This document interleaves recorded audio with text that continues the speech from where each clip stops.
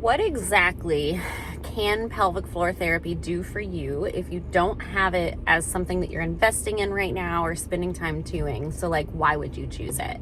Hi, I'm Dr. Kaylee, pelvic floor physical therapist. Don't worry, I have my hands on the wheel. We're at a stoplight right now. This is connected to something else. I'm not even going to look at it. This is a topic that comes up a lot because right now in the surgence of AI, we have artificial intelligence. We have so many online programs, so many things that I think it's important to talk about kind of what is it pelvic floor therapy can do, why would you utilize it, and then also how to find a reputable resource or someone to help you. Because again, there's a lot of options, which if I'm being honest, I actually love that there's a lot of options. I'm not one of those people that thinks that we all need to do the same thing. I think it's really cool that you can go and you can search and you can find different opportunities, different things to try. There's different programs, there's different challenges, there's different things all over the place, which is great. You can still go to in-person pelvic PT, you can do virtual pelvic PT, but the whole essence of pelvic floor physical therapy, and I talk about physical therapy because I am a physical therapist, but I want to make sure that I clarify that there are incredible occupational therapists that are also pelvic health certified or specialized or whatever you want to call it. And there's a lot of loose control around the word pelvic health expert, pelvic health specialist. So if I'm being honest, it's not something that you can always trust. If you see it online, it doesn't necessarily mean that they have a doctorate degree. So that's my first thing of advice, is always look to see what exactly their specialty is. What is their training in? If they're a personal trainer, that doesn't exactly mean that they're not going to be able to help you, but it's something to know, right? They won't be able to diagnose you or give you the exact issue that's going on. However, they can help you and guide you into the workouts and learn how to progressively overload, and that will improve things quite a bit.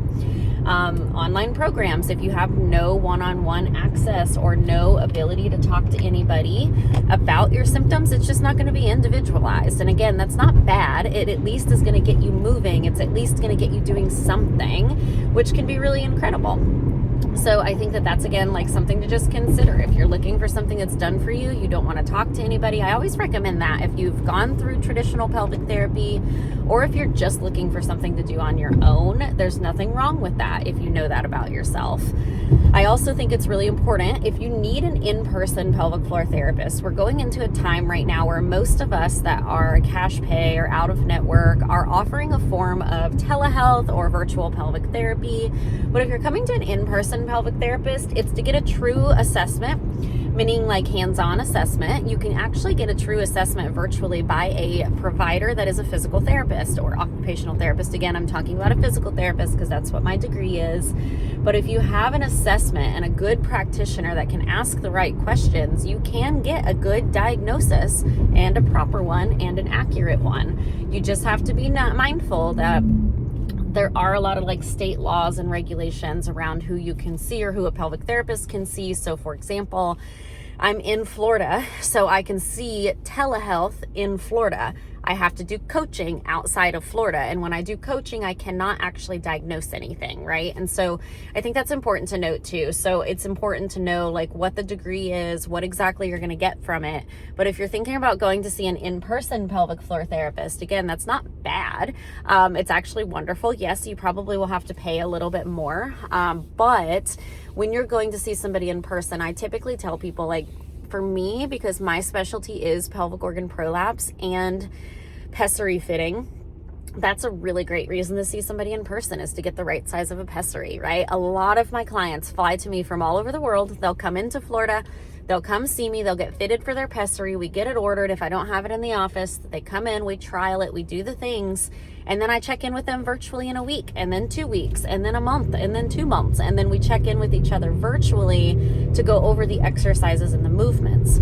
I think it's also important to note that if you work with someone virtually, whether it's a coach, personal trainer, physical therapist, whatever that is, there is less of that kind of hand-holding, meaning you do have to put in a little more effort, because those are going to be a lot more of the education and then also the movement pieces, because that's our specialty. That's what we do.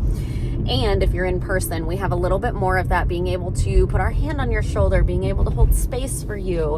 And if I'm being honest, I love both options. I think There's so much benefit to seeing someone in person because of the space that's held, because of what you can get out of it.